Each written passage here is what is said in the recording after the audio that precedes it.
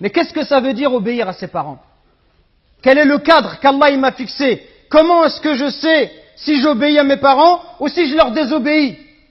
Peut-être que j'ai répondu à mes parents, peut-être que j'élève la voix sur eux, peut-être que je leur crie dessus, peut-être même, wal'iyadhu billah, à notre époque il n'y a rien d'étonnant, peut-être même que certains ils insultent leurs parents, voire même ils lèvent la main sur eux ou ils les frappent. Et on entend parfois, wal'iyadhu billah, des gens qui vont insulter, qui vont tuer leurs parents pour l'héritage. La règle, le cadre, c'est ce verset coranique. Allah Azza wa Jal, il nous dit, et ton Seigneur a décrété n'adorer que lui. Ça, c'est le droit d'Allah sur ses serviteurs. D'adorer Allah et de ne pas lui donner des associés. Et de marquer de la bonté envers les pères et mères. Si l'un d'eux ou tous deux doivent atteindre la vieillesse auprès de toi, si tes parents ils vont vieillir auprès de toi, ça veut dire quoi? Dans ta maison. Dans ta maison, ça veut dire que tu les mets pas dans une maison de retraite, comme on fait aujourd'hui, où dès que les parents ils sont vieux, on les prend, on les jette dans la maison de retraite, et on vient les voir une fois dans l'année. Et tout le reste de l'année, on s'occupe pas d'eux. Non, Allah il te dit, s'ils atteignent la vieillesse, auprès de toi. Quand tes parents ils sont âgés, ils restent chez toi. Parce que quand tu étais petit, ils t'ont pas envoyé dans une pension, ils t'ont gardé chez eux, et ils sont occupés de toi.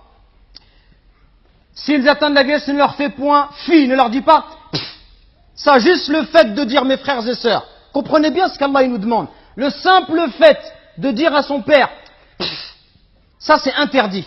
Que dire de celui qui se plaint et qui dit à son père ou à sa mère, tu comprends rien, mais c'est toujours pareil avec toi, mais ceci, mais cela. Allah il t'a interdit de juste dire et ne les brusque pas, mais adresse-leur des paroles respectueuses. Et par miséricorde, abaisse pour eux l'aile de l'humilité et dis, invoque pour tes parents, ô mon Seigneur, fais-leur à tout de miséricorde, comme ils m'ont élevé tout petit. Et il n'y a que lorsque tu seras toi-même un père de famille, ou lorsque tu seras ma sœur, une maman, que tu vas comprendre la valeur de ta mère et de ton père. Quand tu vas voir que la mère, pendant 9 mois, elle te porte et elle subit les difficultés. Elle subit des coups de ta part. Que lorsque tu nais, le jour où Allah t'a mis au monde, ce jour-là, ta mère, elle a l'impression qu'elle allait mourir, tellement les douleurs, elles sont intenses. Et les hommes, on ne sait pas de quoi on parle quand on parle de cela. Il n'y a qu'une femme qui peut l'expliquer. Quand ta mère, pendant 2 ans, elle t'a allaité, elle dormait pas la nuit. Pendant 2 ans, tu lui as perturbé son sommeil. Quand tes parents, à 4 heures du matin, ils sont levés pour aller travailler, pour t'acheter des vêtements. Quand lorsque tu es malade, ta mère, elle trouve pas le sommeil. Même quand tu as 30 ou 40 ans, si tu rentres à 1 heure du matin, ta mère, elle t'attend encore pour demander de tes nouvelles ou pour te préparer à manger. Qui va se comporter avec toi si c'est pas ta mère et ton père? Qui va se comporter comme ça avec toi? Et nous, on est gentils avec nos copains. À n'importe quelle heure, on répond à l'appel de nos amis qui nous demandent de l'aide, on les aide. Mais est-ce qu'on aide nos parents? Est-ce qu'on est à leur écoute? Est-ce qu'on leur donne du temps? Est-ce qu'on leur montre du respect?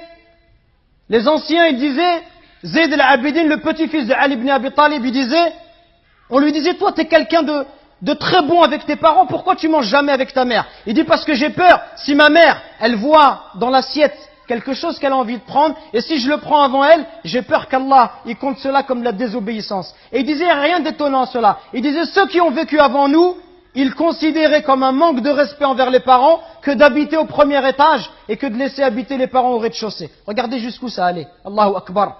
Le simple fait d'être au-dessus de sa mère, au premier étage de sa mère, au rez-de-chaussée, ils considéraient ça comme un manque de respect.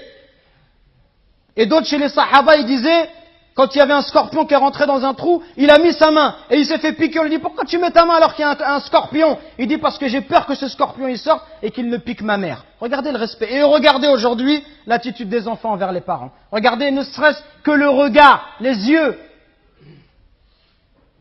Wallahi mes frères, si nos parents ils invoquent contre nous, wallahi c'est pour nous le malheur dans la vie d'ici-bas et dans celle de l'au-delà. Allah Azza wa Jal, par l'intermédiaire du prophète alayhi salatu wassalam, il nous dit qu'Allah il a interdit le paradis. Interdit le paradis à celui qui désobéit à ses parents. Donc attention mes frères, à ne pas causer du tort à nos parents, à ne pas leur manquer de respect, mais soyons plutôt à leur écoute, soyons plutôt bons, miséricordieux pour eux. Et ceux qui doivent le plus profiter de notre générosité, de notre douceur, notre bonté, notre bon comportement, les premiers à profiter de cela, ça doit être nos parents. Parce que viendra un jour où ils vont partir, Et le jour où ils vont partir, tu vas regretter. Et tu vas dire, ah, si je pouvais encore faire du khair à mon père, si je pouvais encore faire du khair à ma mère.